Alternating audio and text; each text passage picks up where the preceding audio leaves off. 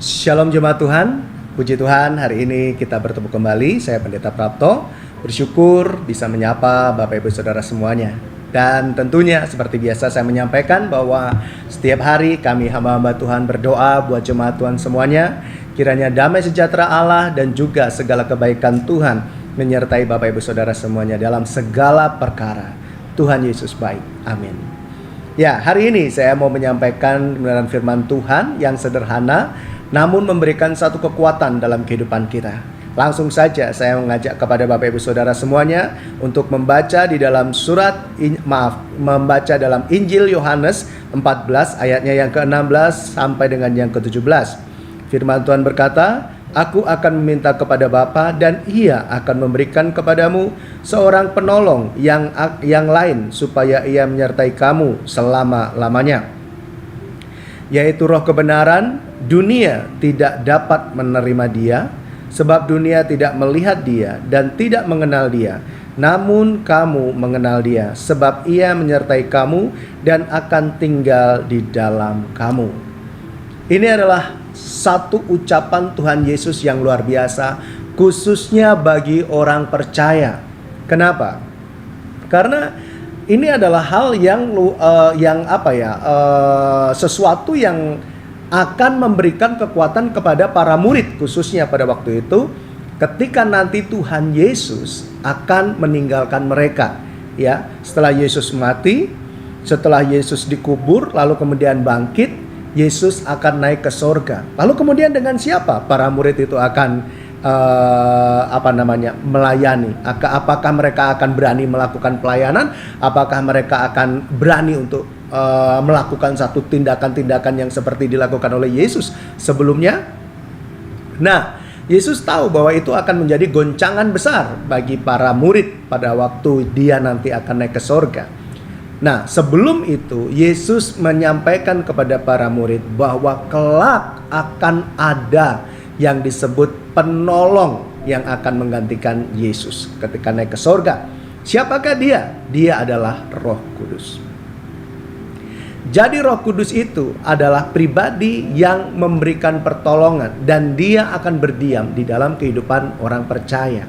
Nah, coba perhatikan yang pertama yang harus kita syukuri dalam kehidupan kita dari apa yang Yesus sampaikan ini kepada para murid pada waktu itu, dan sekarang ini firman ini juga akan memberikan satu kekuatan buat kita, khususnya iman kita. Karena apa?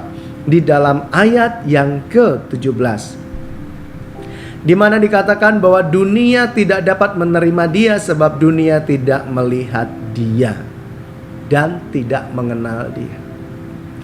Ini makanya menjadi satu perguncingan sampai sekarang ini terkait dengan Trinitas.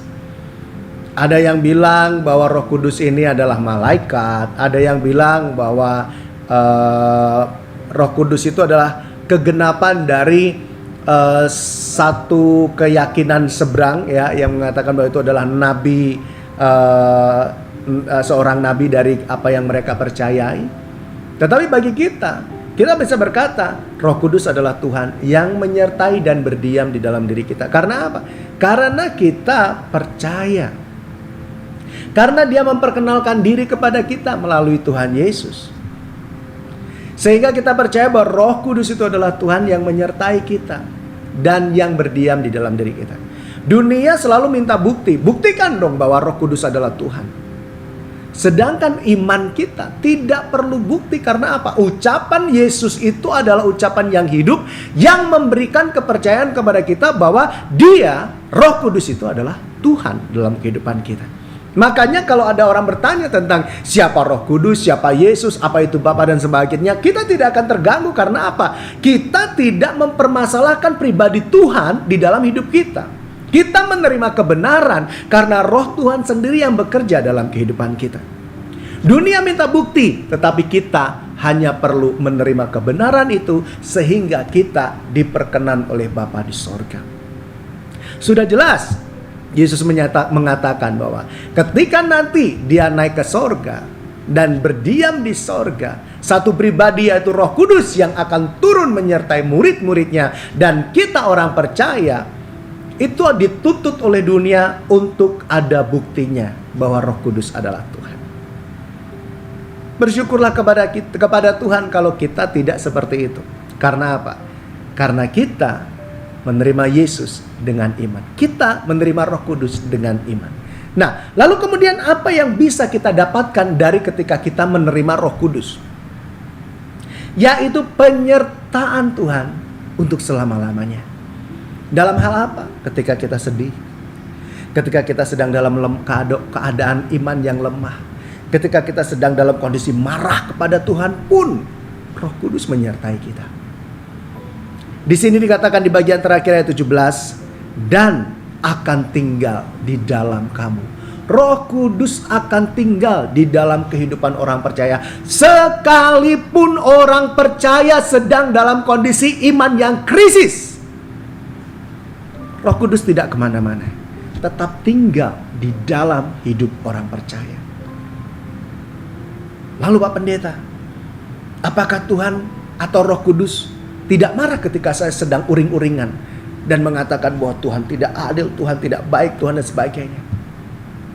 Dia adalah Tuhan yang penuh dengan kasih sayang, Tuhan yang lembut, Tuhan yang akan menunggu sampai kapan kita itu marah, lalu kemudian Dia akan memperbaharui hidup kita untuk sadar bahwa tidak ada yang salah dengan Tuhan. Sehingga dengan demikian Roh Kudus yang menyertai kita itu akan menyadarkan kita bahwa oh, ternyata yang salah saya. Dan Dia akan membawa kita untuk kita semakin hari mengenal Dia, dan kemudian kita menyadari dan mengakui kesalahan kita di hadapan Tuhan dan mohon pengampunannya. Itulah hebatnya Roh Kudus yang tinggal di dalam hidup kita. Sampai kapan Roh Kudus akan tinggal di dalam hidup kita? Sampai ketika kita dipanggil Tuhan kembali. Sampai kapan Roh Kudus menyertai kita? Sampai kita kembali kepada Tuhan. Itu sebabnya kita perlu untuk menerima Roh Kudus dalam hidup kita. Dalam hal pertama kita mengenal Yesus, kita diminta untuk mengundang Yesus. Dan sebelum Yesus masuk, pribadi Roh Kudus mendahului kita untuk kita sadar, saya butuh Tuhan Yesus, saya butuh Tuhan Yesus. Nah, ketika menerima Yesus, kita dimeteraikan dengan Roh Kudus sebagai milik Allah, dan Roh Kudus menyertai kita hari demi hari. Bahkan sampai ketika kita marah pun, Dia tetap mendiami kita. Sampai kita sadar bahwa saya yang salah, saya yang tidak sabar, saya yang buru-buru, saya selalu cepat-cepat marah kepada Tuhan dan sebagainya. Dan Roh Kudus membawa kita untuk sadar, mengakui kesalahan di hadapan Bapa di sorga, dan bertobat. Dan Dia akan memulihkan dan memberkati kita. Terpujilah Tuhan kalau hari ini kita belajar tentang Roh Kudus. Dia adalah Tuhan, Dia adalah Allah yang menyertai kita, dan Dia sampai hari ini tinggal di dalam hidup kita. Pertanyaannya yang menjadi perenungan buat kita semuanya, apakah Bapak Ibu Saudara semua sudah yakin bahwa Bapak Ibu Saudara sudah didiami oleh Roh Kudus?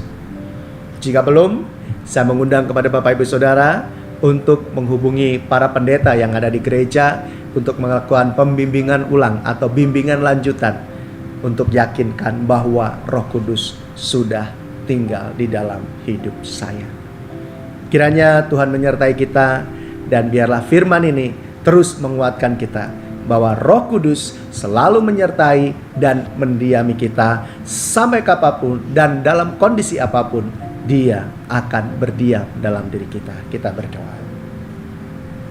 Terpujilah nama-Mu ya Bapa, sebab hari ini kami boleh belajar tentang pribadi-Mu sebagai Roh Kudus yang selalu berdiam di dalam diri kami. Tuhan, berkatilah setiap kami ketika kami dalam keadaan lemah, ketika kami dalam kondisi krisis iman yang berkepanjangan, agar kami selalu mengingat bahwa Engkau adalah Allah yang baik. Kami mohon padamu agar Roh-Mu bekerja Tuhan dalam hidup kami, sehingga kami bisa bangkit dari segala keterpurukan, kami bisa bangkit di dalam segala keadaan, dan kami percaya penyertaan-Mu akan selalu membawa kami kepada kemenangan. Terima kasih ya Roh Kudus. Hari ini hamba-Mu berdoa buat setiap jemaat-Mu Tuhan. Biarlah mereka semua dalam damai-Mu, biarlah mereka semua dalam kasih sayang-Mu, dan bagi mereka semua yang sedang dalam masalah pergumulan Tuhan, biarlah Engkau akan terus memberkati dan menyertai, sehingga Roh-Mu yang tinggal di dalam diri mereka akan selalu senantiasa menguatkan dan juga membangkitkan semangat mereka semuanya. Diberkatilah setiap jemaat Tuhan yang mengandalkan Tuhan. Di dalam nama Yesus kami berdoa, haleluya, amin.